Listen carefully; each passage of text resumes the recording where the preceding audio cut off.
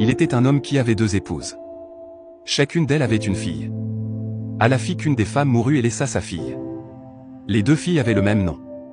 Pour les différencier, on les surnomma Kumba avec mère et Ukumba sans mère. Le père de famille craignait tant son épouse, qu'il acceptait tout ce qu'elle faisait ou disait. Il la laissait faire accomplir à Kumba l'orpheline tout le travail de la maison.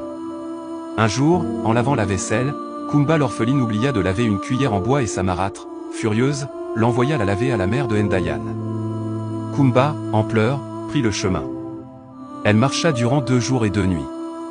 Elle marcha, jusqu'à trouver sur son chemin un jujubier en train de se gauler lui-même. Elle s'agenouilla et le salua. Et le jujubier lui demanda, « Mais, où vas-tu, enfant bien éduqué ?» Kumba dit, « La coépouse de ma mère défunte m'a envoyé laver cette cuillère à la mère de Ndayan. » Le jujubier lui donna des jujubes et lui dit, « Que Dieu guide tes pas. » Kumba le remercia et reprit sa route. Elle marcha encore et trouva sur son chemin une marmite en train de se cuire sur un feu. Kumba sans mère s'agenouilla et la salua. La marmite lui demanda, « Mais, où vas-tu, jeune fille bien éduquée ?» Kumba lui répondit, « La coépouse de ma mère défunte m'a envoyé laver cette cuillère à la mère de Ndayan. » La marmite prit une part de ce qu'elle cuisait et lui donna à manger.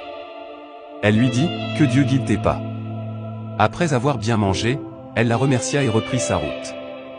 Kumba sans mère marcha encore et trouva sur son chemin une très vieille femme.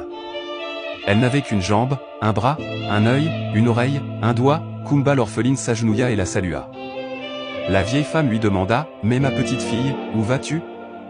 Kumba l'orpheline lui répondit, « Grand-mère, la coépouse de ma mère défunte m'a envoyé laver cette cuillère à la mère de Ndayan. » La vieille femme lui remit alors un os blanchi, dégarni.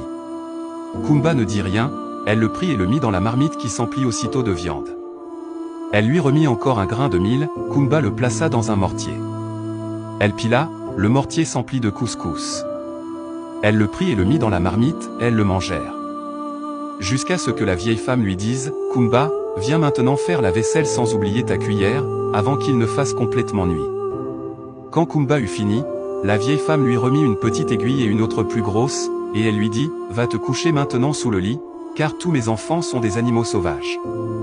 La petite aiguille, tu l'emploieras à piquer les plus petits, la plus grosse, tu la réserveras aux plus grands pour qu'ils partent tôt. Je ne veux pas qu'ils te tuent. » Quand les enfants arrivèrent, Bouki, le plus têtu, dit, « Mère, cela sent la chair humaine dans la chambre. » Sa mère lui répondit, « Toi, va te coucher, je suis le seul être humain ici, tu veux me manger maintenant ?» Quand les animaux se furent couchés, Kumba les piqua avec la petite aiguille, à la manière des puces. Les enfants ne purent dormir. Ils sortirent et repartirent à leurs affaires. Kumba sortit, et la vieille lui demanda de se préparer pour retourner chez elle. Elle lui remit 3 œufs et lui dit, « Celui-ci, tu le casseras quand tu seras au milieu de la brousse. Celui-là, tu le casseras quand tu apercevras ton village. Ce dernier tu le casseras quand tu seras à l'entrée de la maison. Fais attention, ne les confonds pas, vas-y mon enfant et que Dieu guide tes pas. » Kumba s'agenouilla, salua, remercia et s'en alla. Elle marcha jusqu'au milieu de la brousse.